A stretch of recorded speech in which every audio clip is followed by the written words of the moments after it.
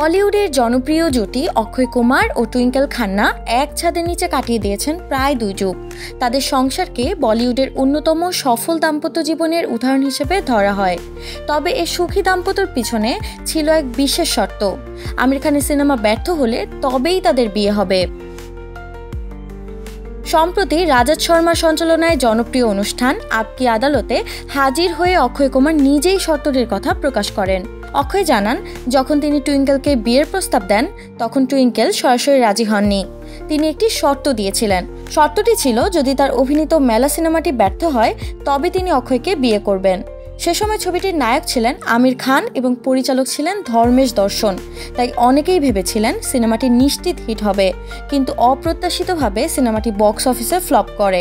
আর সেই ব্যর্থতাই অক্ষয় টুইঙ্কেলের বিয়ের পথ সুগম করে। হাস্যরসের সুরে অক্ষয় বলেন, সরি আমির খান সাহেব, আপনার সিনেমা চলেনি, কিন্তু আমি আপনার কারণেই বিয়ে করতে পেরেছি। তিনি আরও জানান, তাদের বিয়ের দিনও দুজনের শুটিং চলছিল সন্ধ্যা 6টা পর্যন্ত। কাজ শেষ করে তারা এক বন্ধুর সাথে ছোট্ট আয়োজনে বিয়ে সেরে ফেলেন। এক্সট্রিম মশার কয়েল প্ল্যান্ট ফাইবার দিয়ে তৈরি, ডেঙ্গু, চিকুনগুনিয়া বাহি সহ যে কোনো মশার বিরুদ্ধে দেয় এক্সট্রিম সুরক্ষা। অক্ষয় বলেন, টুইঙ্কেল আর আমি একেবারেই আলাদা স্বভাবের মানুষ। সে বাম দিকে ভাবে, আমি ডান দিকে। তবে আমাদের মধ্যে যে 20% মিল আছে সেটাই 80% অমিল সামলে নেয়। তিনি আরও যোগ করেন, দুজনেই তাড়াতাড়ি ঘুমাতে ও সকালে উঠতে ভালোবাসেন।